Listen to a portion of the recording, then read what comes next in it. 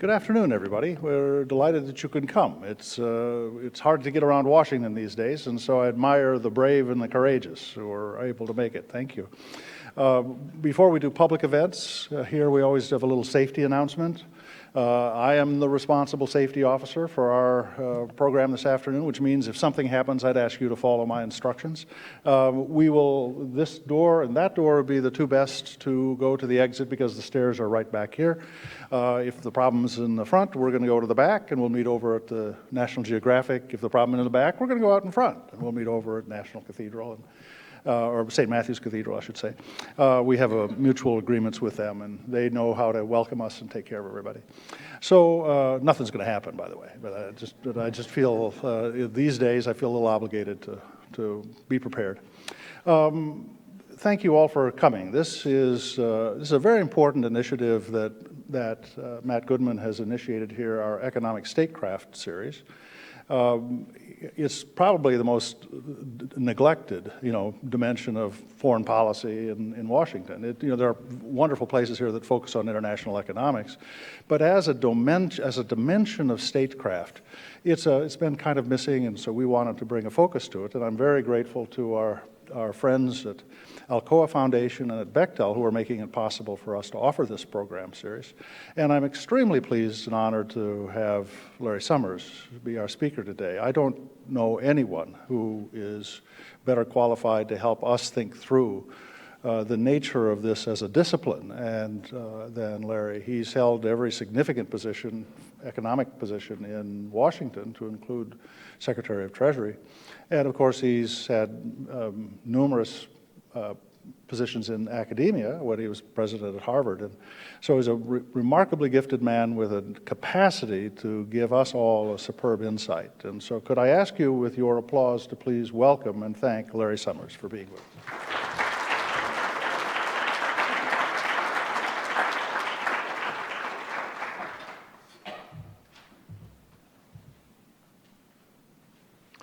Thanks, John, and I'm glad to be here at CSIS. I have not been in this beautiful facility before, and it is quite an extraordinary facility, and I'm flattered that all of you have come out to hear what I have to say.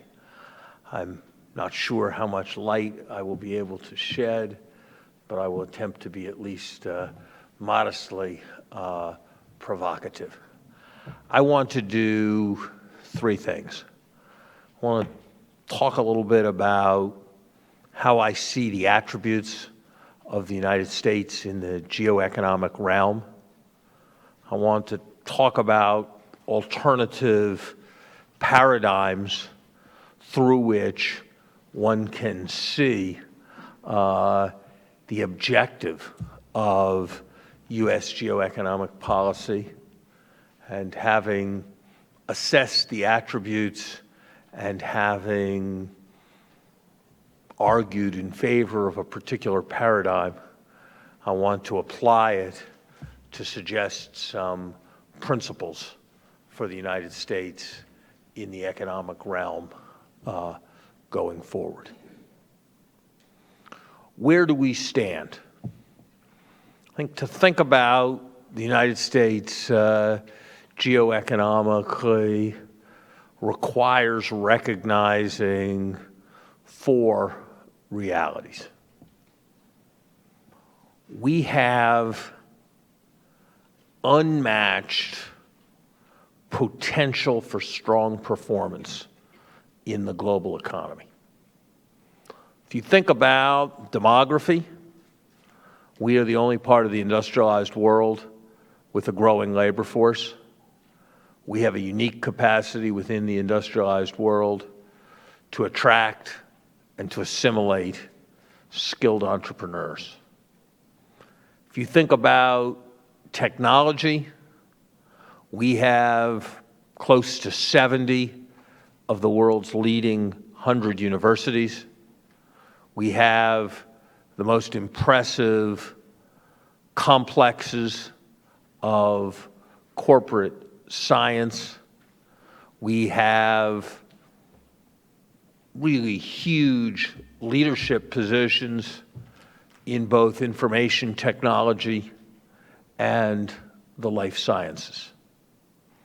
If you think about the capacity for natural resources, we are extraordinary, and the more extraordinary in the last 5 years because of the fracking revolution. If you think about corporate cultures, corporate governance, and a financial system that is able to flexibly channel capital, we are the only country in the world where you can raise your first $100 million before you buy your first suit. We have the capacity to channel capital to new uses and to quite ruthlessly take capital from uses where it's being repeatedly deployed, but not effectively. We have the capacity for creative destruction that is the reason why turnover in the S&P 500 or the Fortune 500 are between 2 and 3 times what they were in the 1960s. And so relative to any significant part of the world that has achieved productivity and income levels that are half of ours or more, I would submit that we have extraordinary advantages in terms of our potential in the world. We are the most open major economy in the world.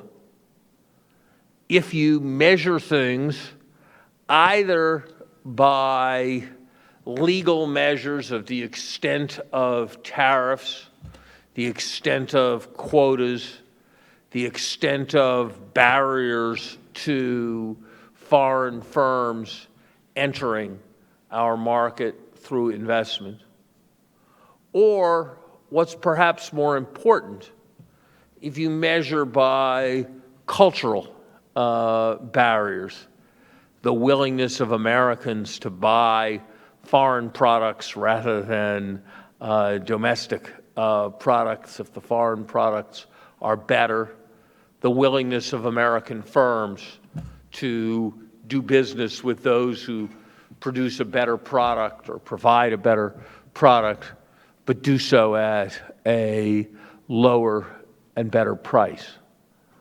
We stand out, I would suggest, for our openness. We are underachievers. Despite all this potential, the truth is that U.S. economic performance has not, in recent years, been that great, judged either by the standard of overall economic growth or judged by what I would submit is the more important standard of growth in middle-class incomes. Here's what I think should be a focus in the presidential campaign, although it surely has not been. We are now in the 7th year of recovery. The recession ended in the summer of 2009. Since that time, growth has averaged about 2.1%. And since that time, the unemployment rate has come down by 5 percentage points. Let me say that again. Growth has been 2.1 during a period when the unemployment rate has come down by 5 percentage points. The one thing of which we can be certain is that the unemployment rate will not come down by 5 percentage points going forward, since it is 5% right now. It follows that the underlying growth rate, without the momentum of recovery, has been far under 2% these last 7 years. And that has to score as a major disappointment. Why? Some of it is lack of aggregate demand. Some of it, I would suggest, is lack of adequate public investment. Some of it goes to various regulatory and tax problems. Some of it goes to the inadequate human capital of our workforce. But that underlying low growth rate is, I would suggest, a serious problem for the United States. And it is a problem that is not reduced by the observation that a substantial part of what growth is taking place is not going to middle-class Americans, but is going to those at the very top of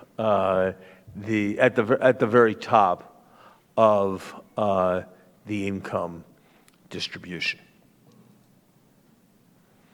That's sort of a balance sheet on where we are.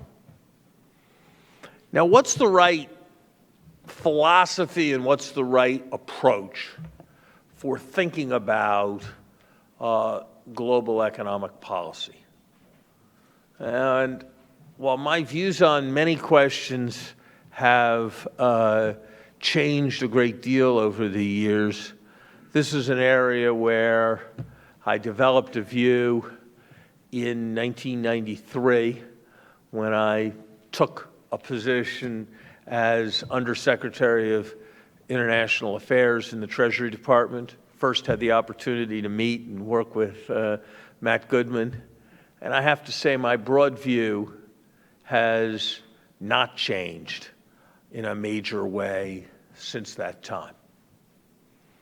It seems to me that if you ask what is the ultimate significance of international economics, you have to be struck by two immense historic facts. The first is that if Germany's very substantial and rapid rise as a global economic power had been more successfully managed between 1890 and 1914, the First World War might not have been fought, and the history of the 20th century might have been profoundly different. And the second is that the First World War having been fought, if the Great Depression had not taken place, the Second World War quite likely would not have been fought. Hitler would not have come to power in Germany. If he had come to power, there would have been more resistance to his encroachments on civil society, but for the sense of economic emergency. If there had been a more comfortable understanding that Japan's access to natural resources would be secure, the Second World War in the Pacific might have been avoided. And the success of the Cold War, the fact that something that really seemed quite unlikely in 1947 or 1957 or 1967 or 1977, that the Soviet Union and the Soviet Empire would dissolve without a shot being fired. That, too, is a reflection of international economics. It is a reflection of our economic performance, what used to be called the free world's economic performance, relative to the communist world. It is a reflection of the ability of the free world to economically integrate. We take this for granted, but it was not always to be taken for granted. If you read the 1961 edition of the Samuelson textbook, you'll find that it is highly agnostic as to the relative size of Russian GDP and American GDP at the end of the 20th century, and that it is not at all agnostic on the continuity of the Soviet system, which was taken entirely for granted. And so it seems to me that that history of the 20th century and the immense stakes involved in it has to shape an approach to thinking about geoeconomics. It leads one, I think, to resist two common approaches that sometimes become a significant part of the rhetoric of U.S. presidential campaigns and even the rhetoric of U.S. secretaries of state. The first is the identification of U.S. global economic policy with the pursuit of commercial interest.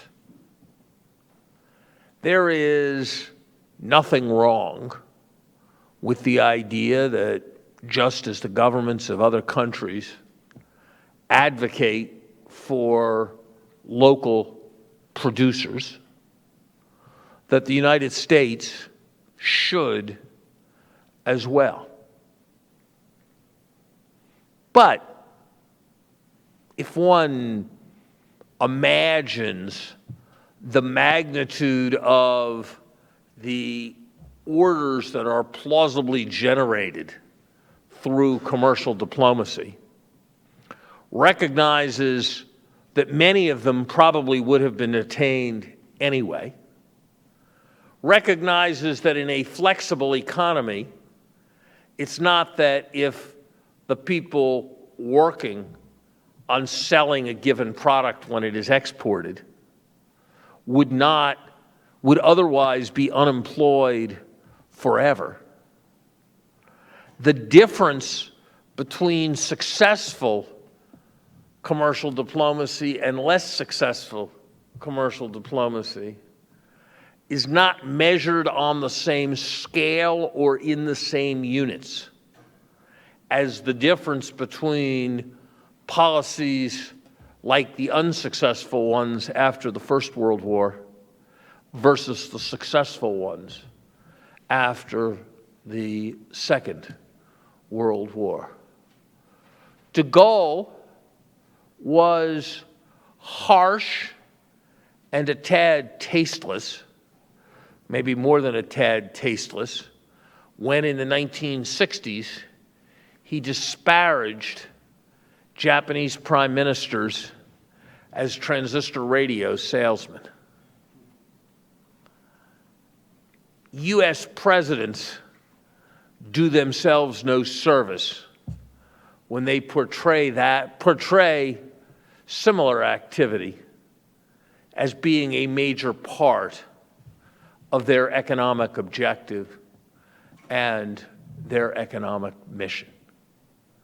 Again, I have no quarrel with the effort, but I think it is a mistake to think that that is the primary measure or the primary objective of U.S. economic policy.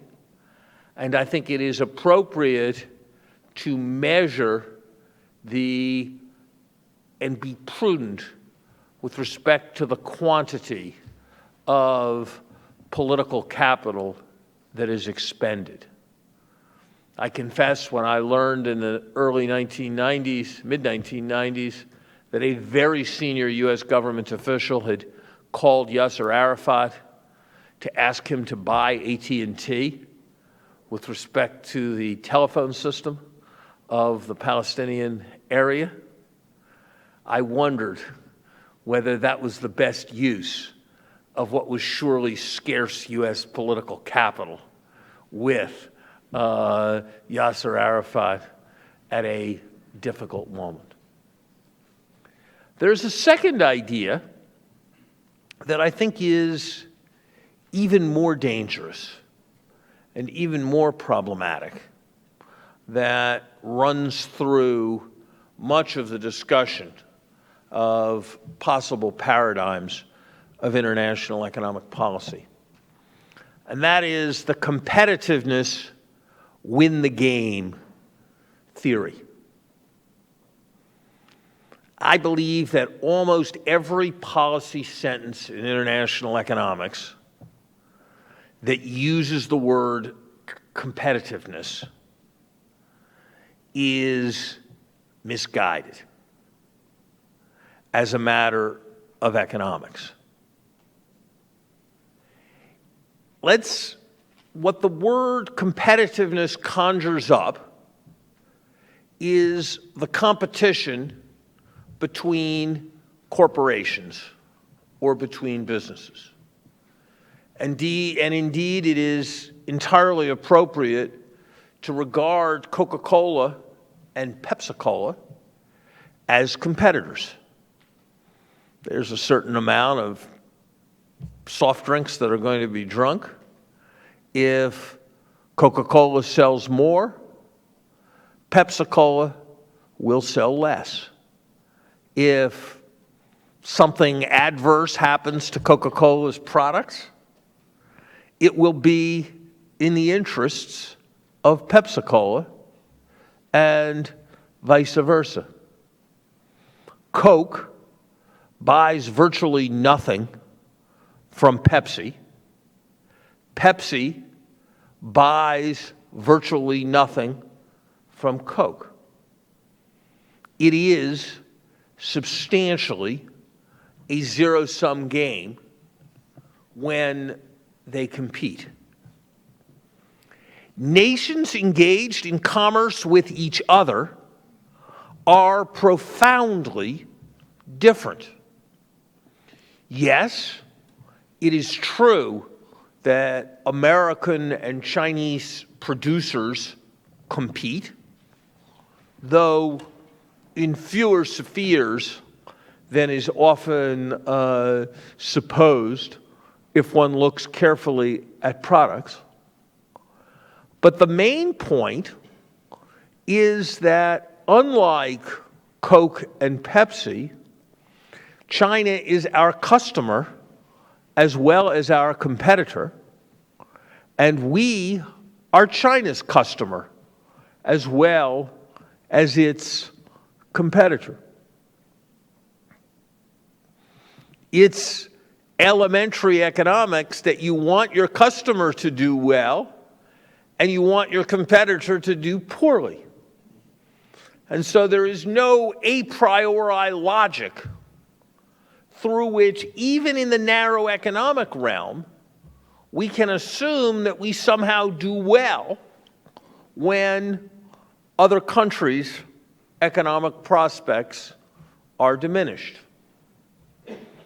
As a matter of economic theory, the matter has ambiguity, basically depends upon the way in which another country does well.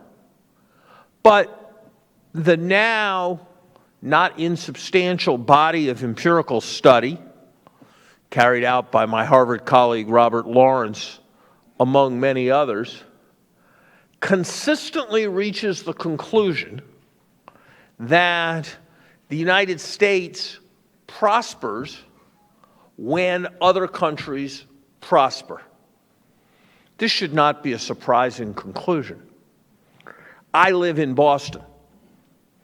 Was the coming of air conditioning to the American South that permitted the substantial economic development of the South a good or a bad thing for New England? Yes, the shoe industry did migrate out of Boston, but in the totality, it was a good thing. Did the United States gain or lose from the reconstruction and rebuilding of Europe after the Second World War? I would suggest that we gained substantially. And so I would suggest as a second conclusion that any paradigm that is around the notion that our idea is to win and cause others to lose in international economic competition is misguided in narrow economic terms and catastrophic in broader political terms. Catastrophic in broader political terms because it is hard to imagine having harmonious relations with those whose economy it is our desire to suppress. Catastrophic in political terms because if we wish them ill, they will presumably wish us ill. I would suggest then that the objective of U.S. international economic policy should be to foster a more integrated global economic system in which more nations and more people within nations have a stake in collective success. In a phrase, it should be the promotion of shared prosperity. That it was the success of a shared prosperity strategy anchored in the Marshall Plan, the Bretton Woods institutions, the commitment on a range of issues, GI Bill, the FHA, to the American middle class, that produced what was the most successful decade, most successful quarter century in global economic history from 1947 to the 1970s, that it was the success of a shared prosperity strategy globally and within Europe with the common market that took war within Europe from an every 30 years event for 1,000 years to something that was inconceivable within a generation. And I would suggest that it is a shared prosperity strategy and a commitment to shared prosperity that offers the best prospect for a successful integration of China into the global order. What's involved in a shared prosperity global economic strategy? And does the United States have the political capacity to maintain it? Here, I have to record very substantial ground for concern. It is, I would submit, not an exaggeration to assert that in one of our great political parties, there is no consistent majority to be found for United States membership in any and contribution to any international economic institution. And it is also the case that in our other great political party, there is no enthusiasm or consistent majority to be found in support of any trade agreement. And a global economic policy that does not embrace either integration with respect to trade or integration in finance is a global economic strategy that does not have shared prosperity as a central aspect.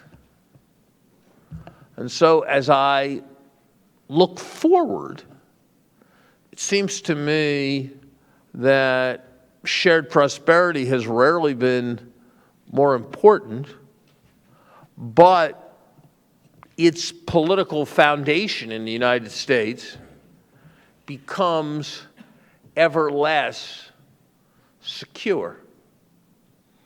And that is why I look to the future, even at this moment of great economic potential in the United States, with very considerable concern. Let me comment on three particular aspects of policy, and then conclude and take your questions and comments. First, trade policy. Here is the truth, which is rarely said in American trade debates. America's markets are open. They are already open. We do not have substantial tariffs, quotas, or other restrictions. You can argue about whether protectionism would be good or would not be good. I obviously don't think it would be good, but we do not have it. And so if one looks at any U.S. trade agreement, it is ironically good mercantilist policy because it reduces trade barriers in other countries more than it reduces any trade barriers that the United States is currently imposing. From that perspective, the extent of the hostility to trade agreements is, to me, surprising. I do think, however, that the critics of trade agreements who believe that our agendas and our expenditure of political capital within trade agreements substantially overweight corporate interests relative to popular interests have a valid concern. Why do we devote so much effort to the protection of the intellectual property of a small number of corporations whose owners are only in part American and whose products are produced with minimum American labor input, while treating tax cooperation that avoids a race to the bottom in taxation or in financial regulation as a kind of second-order issue, not worthy of the same degree of attention that is devoted to trade agreements. This seems to me to be a legitimate question that the critics of trade agreements ask. It seems to me that as we think about a level playing field for all actors in the economic system, and not just those who can purchase the best access to the political system, should be a crucial priority.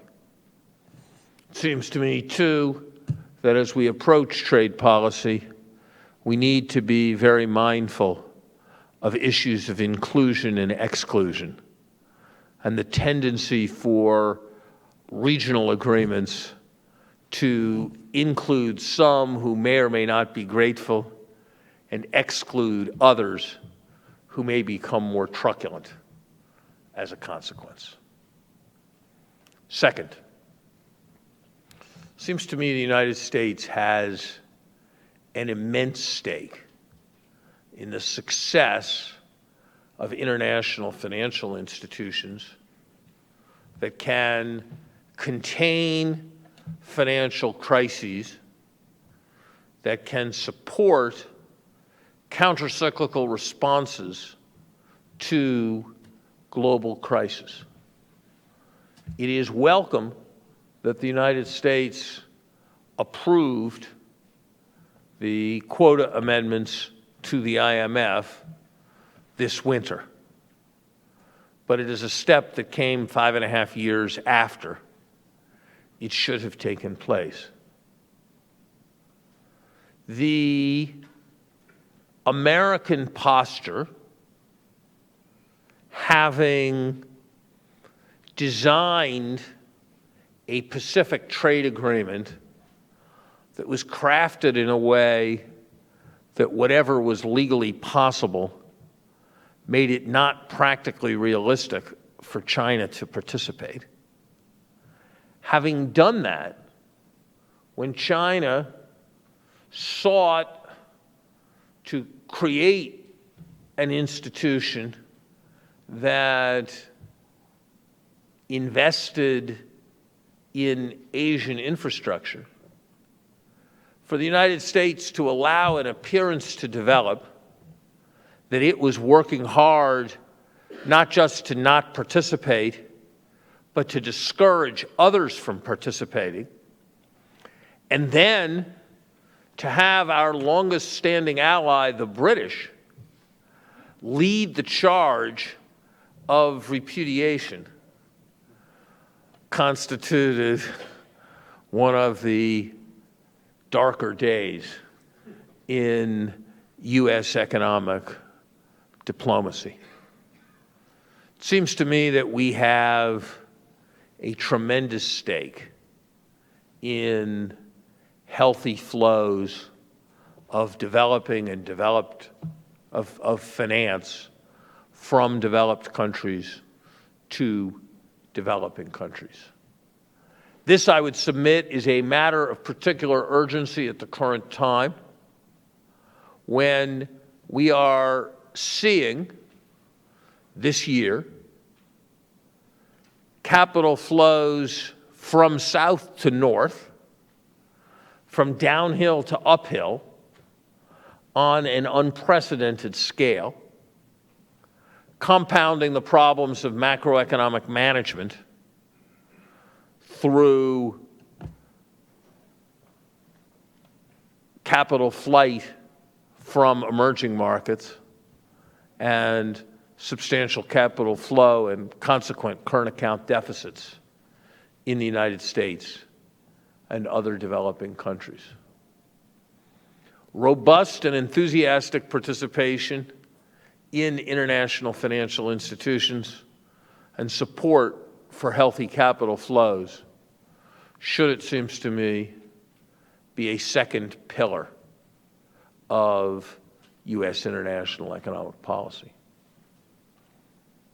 The third pillar should, it seems to me, be cooperation in the achievement of shared global objectives. Paris was a constructive step with respect to climate change. I already mentioned the question of races to the bottom with respect to taxation and regulation. There are multiple areas of basic and applied research where the benefits are global and the motivation to carry on the activity is therefore limited at the individual level. I'll give you one example that has been of interest to me in recent years, and that's the question of global pandemics.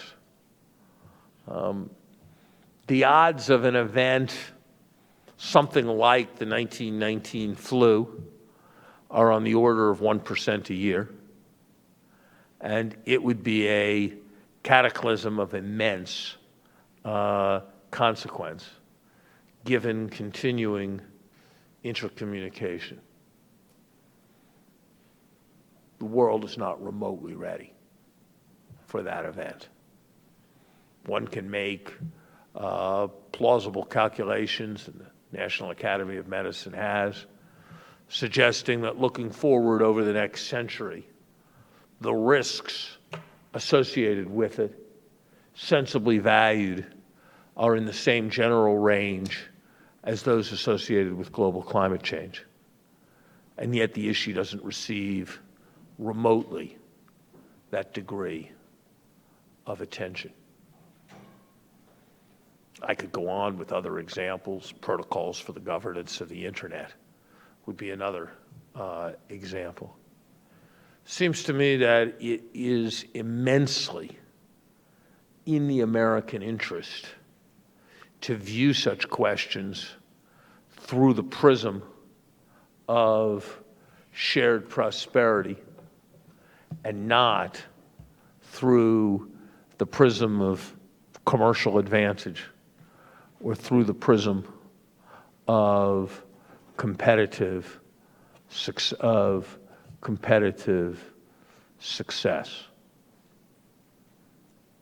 We have, at this moment, a quite extraordinary position in the world. The labor forces of Europe and Japan will shrink over the next generation. In a real sense, for the remainder of this decade, many of what we used to call emerging markets will probably be submerging markets. And so the world is not going to have another place to look beside the United States in thinking about the global economic strategy. So our challenge at a moment of domestic concern, domestic restiveness, even domestic peril, is, it seems to me, to respond as we have at moments in the past by promoting shared prosperity. Thank you very much.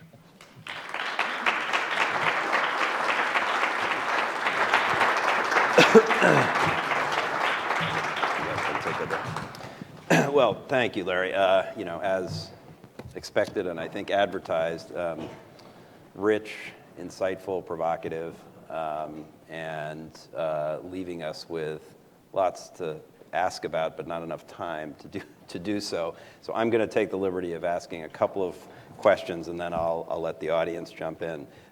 Before I get to the questions that I asked you to speak about and that you did speak about, let me just talk about two things a little more current about policy. And the first question is a multiple choice question. Which of the following central banks do you think is most likely to make a mistake over the next year? The Federal Reserve, the People's Bank of China, the Bank of Japan, or the ECB? And you can define what a mistake means, substantive or communication or...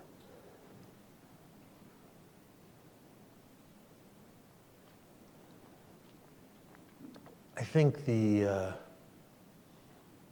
Fed has made mistakes over the last few months.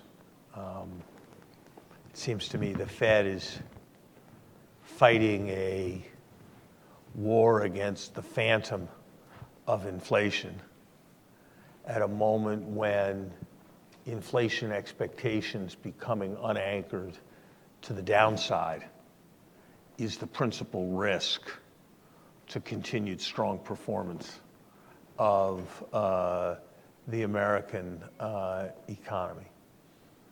It seems to me that the Chinese authorities have pursued a combination of very substantial freeing up of international capital flows, along with very substantial regulation of the domestic stock market that I have found hard to understand in terms of its rationale. I think in general, financial authorities need to get used to the fact that in a world where you can buy more computing power than a Cray supercomputer had in 1993 for $600 by buying an iPhone, in a world where there's much less need for warehouses because everything can be stored in the cloud, that normal levels of investment demand and normal interest rates are going to be much lower than they have been in the past. And that's going to require both thinking about what given monetary policies mean in a different way and being prepared to supplement monetary policies with other policies that support demand. Okay. Okay, well, I'll let others follow up maybe on I'm interested in the Bank of Japan and what you think about that. But since I just mentioned Japan, 20 years ago when I worked for you as Treasury attaché in Tokyo, Japan's economy was struggling. You and we pushed the Japanese government hard to pave over rivers and dig holes and fill them up again and do a substantial fiscal stimulus to get their economy going, which they did. We didn't put much emphasis on structural reform. 20 years later, they're still struggling. They've got a huge debt. They're still talking about structural reform. Do you think that we gave them the wrong advice 20 years ago, or did they just not listen to our advice in the right way? And how does that sort of apply to your current view of policy, in China and Japan and in the United States? The lessons from that. I think we gave them advice that they had to clean up their banking system fast, and they cleaned up their banking system slow. And that was an important consequence. That was a structural reform that we did put considerable emphasis on, and it happened quite slowly and only under very substantial duress in 1997 and 1998. I think that's been a contributor to Japan's difficulty. I think that if you look at Japanese fiscal policy, it's certainly true, as you know, that debt has gone up very substantially relative to GDP. How much that's because of a decision to pursue stimulus policy, and how much that's because a weak economy leads to less tax collections and leads to a lower denominator for the debt to GDP ratio, I think is very much open to doubt. I think that there was a kind of intermittent episodic quality to their use of fiscal policy, which by virtue of its tentativeness substantially eroded what potential effectiveness there could have been. I'm sure there are a range of structural policies that would have been efficacious in Japan, and there are structural policies that still would be efficacious. I would remind you, though, that economists sort of have a simple idea when quantity is low for deciding whether the problem is supply or whether the problem is demand. If quantity is low and it's because of demand, you'd expect price to be low. If quantity is low and it's because of supply, then you'd expect price to be high. And the fact that Japan and other countries have much more of a deflationary tendency than they do an inflationary tendency leads me to think that somewhat more than the conventional wisdom has it, the problems have important demand side elements. Okay, again, I want to follow up, but I want to give the audience a chance, and I have two other things I want to ask about. One, your presentation and your approach and your principles, I think, were all very compelling, and particularly in a sort of a theoretical world. In the real world,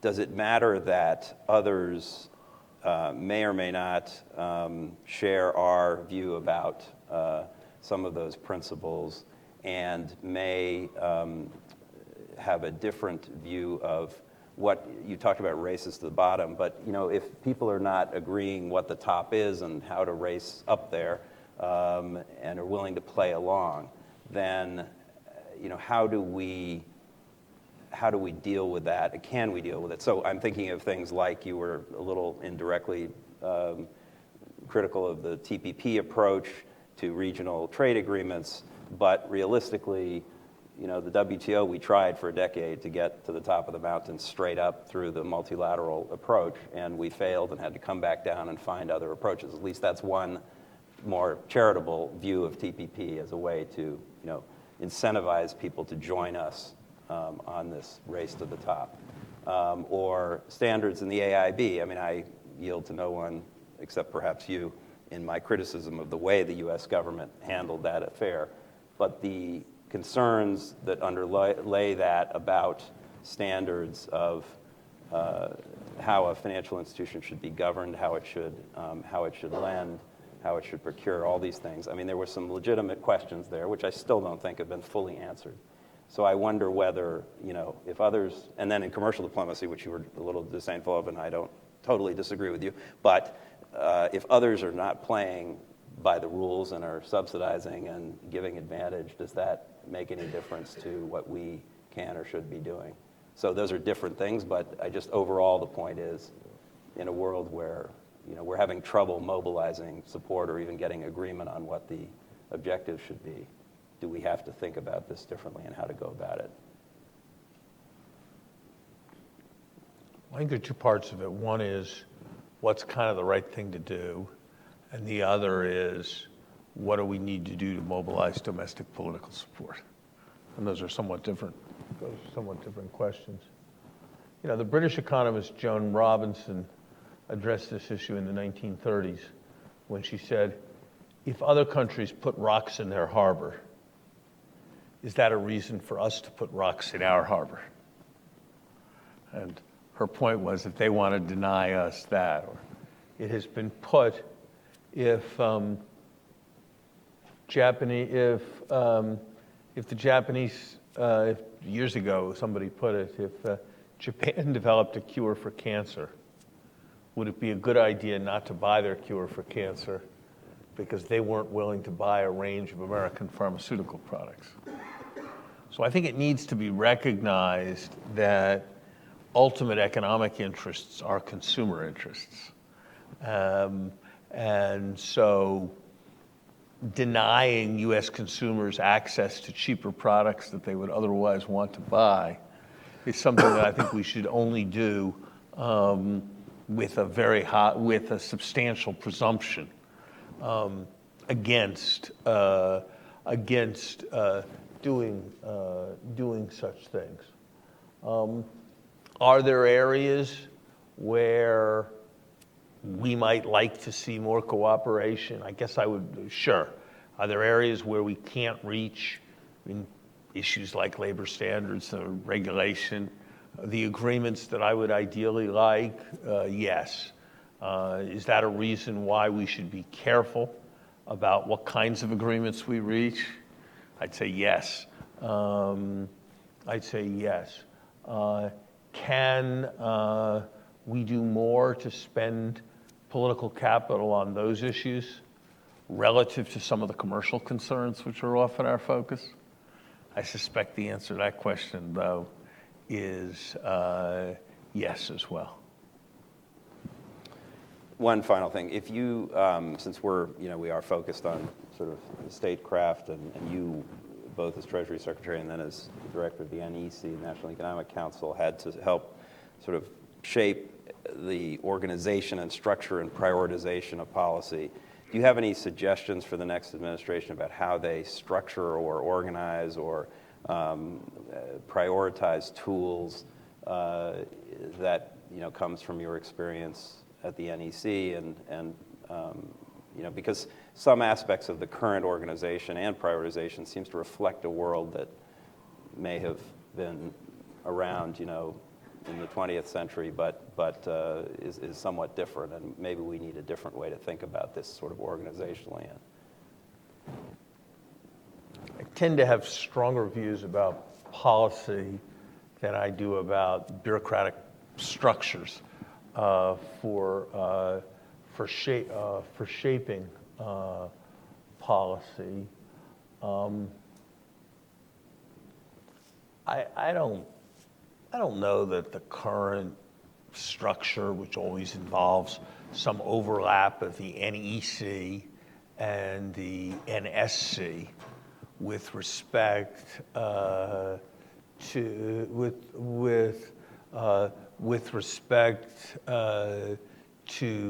crafting international economic policy, I don't know that there's a substantially better way to do that than the way in which we do it. I think there is a tendency for there to be a substantial elevation of the commercial interest relative to the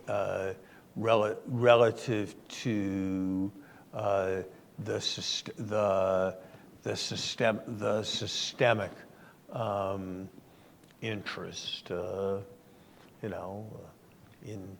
In your time, there were all not insignificant levels of U.S. political capital were spent on getting access for derivatives traders flying under the flag of an American firm, but of foreign descent, living in foreign countries, to the Tokyo market.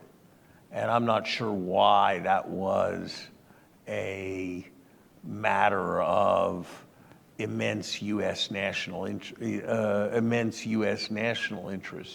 And so in general, I would sort of resist the more parochial commercial concerns, and I would think about structures that would tend to make it harder for them to make themselves felt.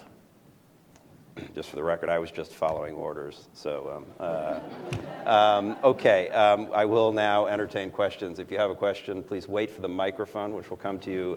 Identify yourself, and please do try to ask a question. So I saw this gentleman right in the front row in front of me first, but I will spread the wealth around the room. Thank you very much, Dr. Summers, for an excellent presentation. You touched on the US presidential election. Can you identify yourself? My name is Daniel Street. I'm with the World Bank Group. Just with regard to the US presidential election, just two questions. Firstly, the Washington Wall Street power corridor has loomed large among the Democrats. Do you support Bernie Sanders' view or what is your view on Bernie Sanders when it comes to his view that the Glass-Steagall Act, repealed in 1999, should be reinstated? Secondly, what is your view on the pronouncements regarding the immigration policies you've heard from the Republican side? If you look on my blog, you can find my views on Bernie Sanders' views laid out in some detail. I think he's right on a variety of questions. The excessive influence of financial interests on financial policy, the idea that bankers are involved in the governance of the regional Federal Reserve banks. He's right. It seems to me that it's something that is badly wrong. The idea of a dual banking system where regulators compete for the privilege of regulating banks seems to me empowering banks in ways that are quite problematic. I don't hear the music on his Glass-Steagall argument. It seems to me that if you look at the vast majority of the problems associated with the crisis, Fannie and Freddie, AIG, Bear, Lehman, Wachovia, WAMU, none of it had anything to do with Glass-Steagall in the sense that it didn't involve the combining of banking and investment banking. And it seems to me that there are a variety of advantages to diversified financial institutions in terms of reducing risk. So I think there are valid approaches to being much more serious about too big to fail than we have in the past. But even if we cut some of the largest institutions more than in half, they'd still be larger than Lehman was.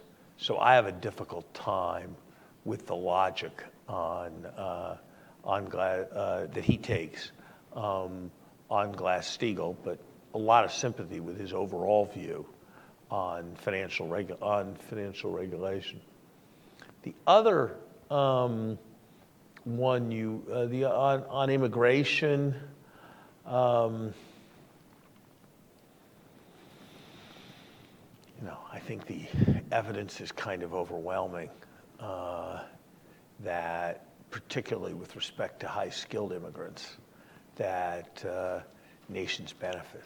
And it seems to me that we are much more likely in the United States to make errors of restrictive immigration than we are to make errors of excessively unrestrictive immigration.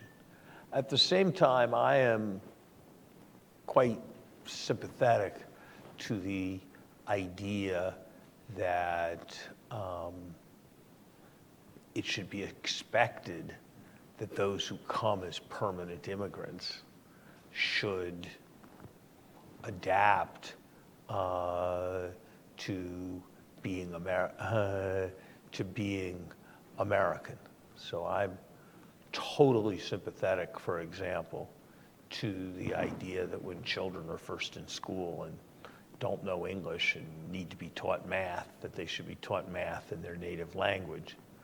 But I think an expectation that over time education will be in English seems to me to be a warranted kind of expectation to have. And I think immigration policies that are oriented to assimilation would tend to be the policies I would be more supportive of. Okay, there's a gentleman in the back, and I'm going to sweep this way, and then I'll come back this way. All right. Thank you. Vadim Allen, working for the Voice of America News. I believe you said that shared global prosperity offers the best prospect for global integration of China. In the present geopolitical situation, is it the same with Russia, or economically weak Russia is better for the United States? Thank you.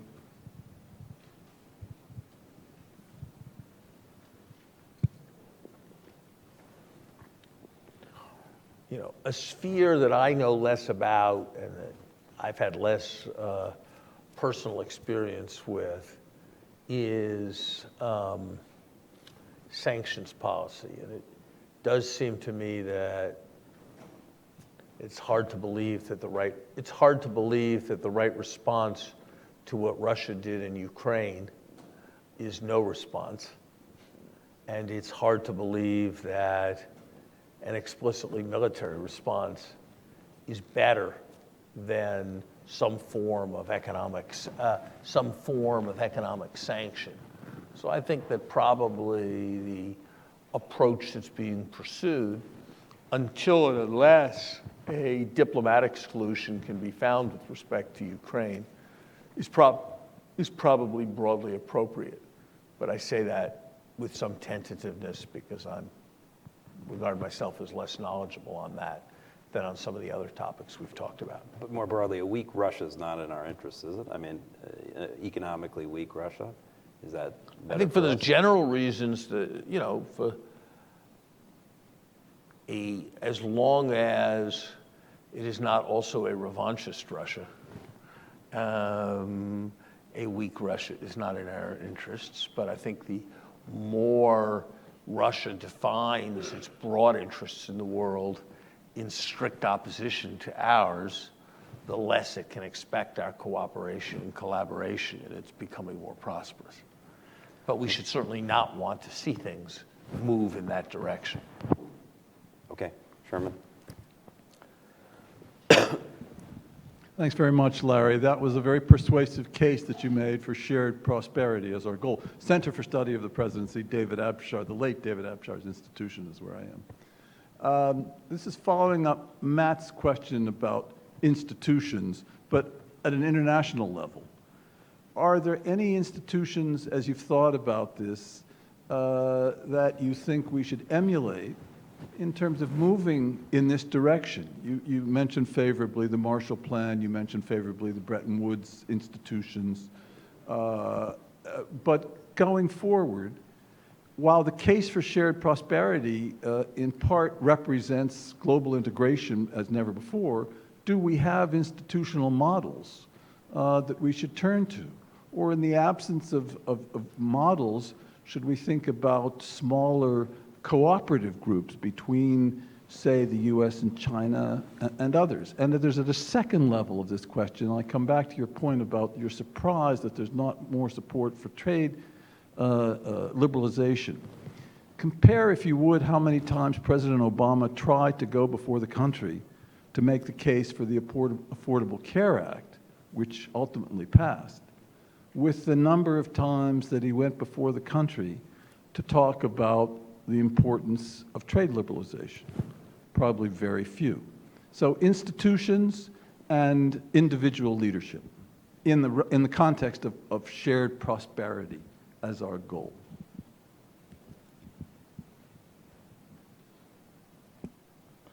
Look, I think it's pretty clear which side I'm on, and my belief in shared prosperity. I'm not confused, though. Achieving universal health insurance is much more important for the United States than passing TPP. So I am not going to fault President Obama for the weight he attached for the weight he attached to that. I think it would be easier to make a case for more expenditure of presidential capital on the passage of TPP if a larger fraction of the content of TPP was following a broader range of middle-class interests rather than an aggregate of a range of special and individual business interests.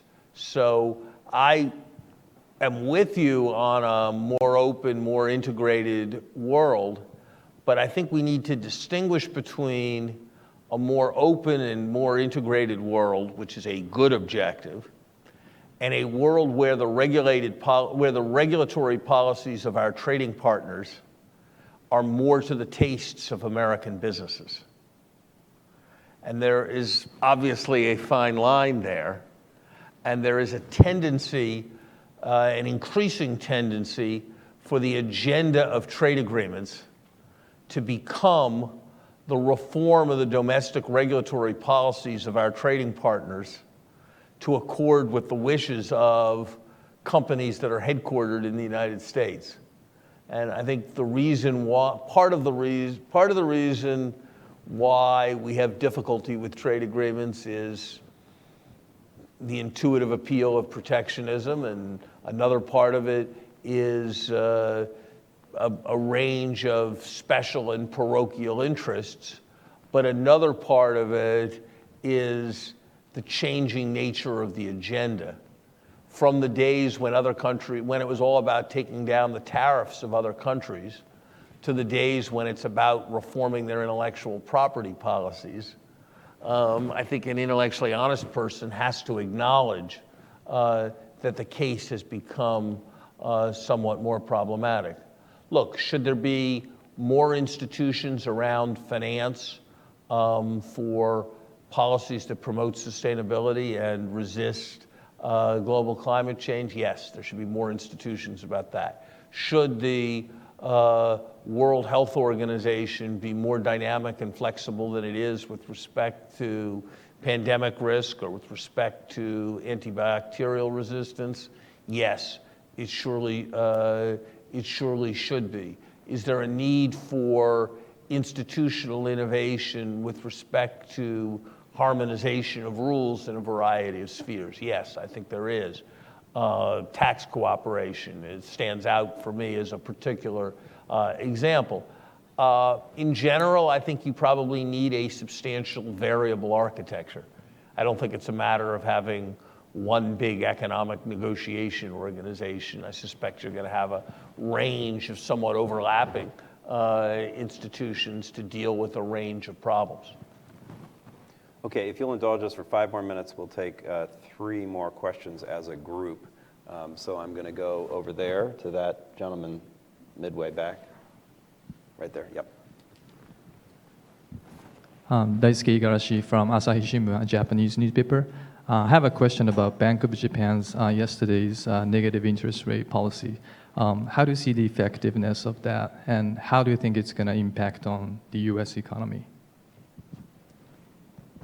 Sorry, I said I would take 3 as a batch. You wanted to ask a question there? This gentleman in the front row right here.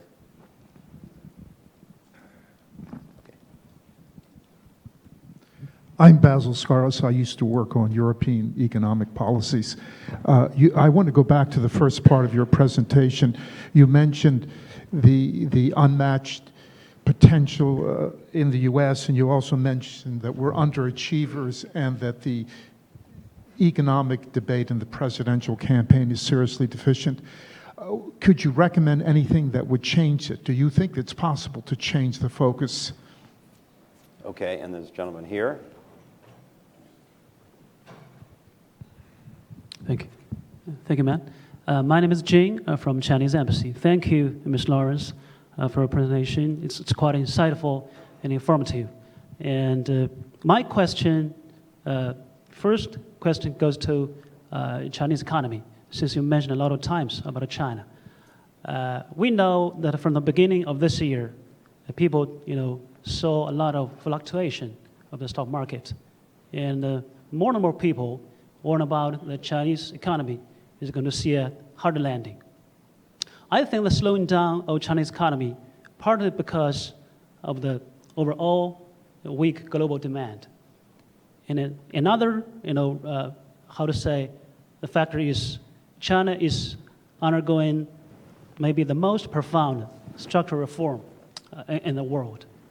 So my question is, as a former Treasury Secretary, and so what do you think should be the top priority that Chinese government should address? And what should be the best strategy they need? This is the first question. And the second one is about international cooperation. We know that this year, China is going to host the G20 summit. We know G20 did a great job to prevent the world economy getting into a deep recession in 2008 and 2009. And it also established a target of strong, sustainable, and a balanced growth. But so far, we don't see a lot of progress towards that goal. What's wrong? What's more need to be done? So this year, what kind of framework you think this summit should try to construct?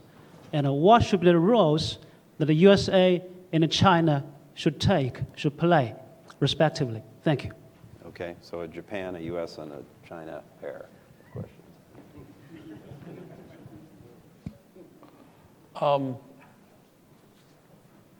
Mr. Kuroda is a friend of mine. I admire the job he's done. I admire his capacity for boldness, and I wish the negative interest rate policy that he is pursuing well. I think the risks in Japan are much more on the side of deflation than they are on the side of inflation, and so I think his policy is broad. I think his policy is a broadly reasonable one. The next question was about your. Change the presidential debate Oh. to focus more on realistic economic policies. I think it's not easy when you're in a campaign season, and it's particularly not easy when you're in a primary election season, and so there's a need to appeal to the more extreme elements in both parties. I suspect a focus on what can be done to improve domestic economic policy and raise the domestic rate of growth would be a welcome focus. I think the more discussion of international economic policy there is, the more strongly nationalist statements will be made, which will complicate the task for whoever the victor in the presidential election is. I don't see how any outsider can fail to admire enormously what China has accomplished over the last 35 years. I do think there's grounds for very considerable concern right now, and I think the Chinese authorities probably are going to need to rethink and establish a greater degree of clarity than they have to date on their approaches with respect to the stock market and with respect to the foreign exchange market. My hope would be that China will join with the United States to put considerable emphasis on raising the common global rate of growth and spurring continued growth in international trade and spurring continued flows of capital from the richer parts of the world to the poorer parts of the world. I would hope that these would be central objectives of China's G20 summit. I think China has a historic opportunity to use the moment of the summit as a way to catalyze for foreign support for domestic reforms that are very valuable in terms of leading to more domestic demand led growth. So I think it's a propitious opportunity. And in a different setting, we could talk about the details. But I think it is a propitious opportunity. I agree, and since you suggested the possibility of coming back to help us with that subject of the G20, we already are looking at the G20's work this year under the Chinese chairmanship, and we'd welcome you back to edify us on that subject. But before I let Larry go, it's a little naughty and mischievous, but I have a lot of stories I could tell about Larry, but one related to something he was talking about before was one time when I went to the airport, Narita Airport in Tokyo, to greet him when he was, I think, still in that first job, undersecretary, and we got to the sort of immigration point, and Larry had filled out his immigration card, except he had not filled out the purpose of his visit. And so the man gave it back to me and said, he needs to fill that in. So I handed it back to Larry and said, you need to put the purpose of visit. And he thought about it for a second and he wrote, opening markets. And then, and then passed it back.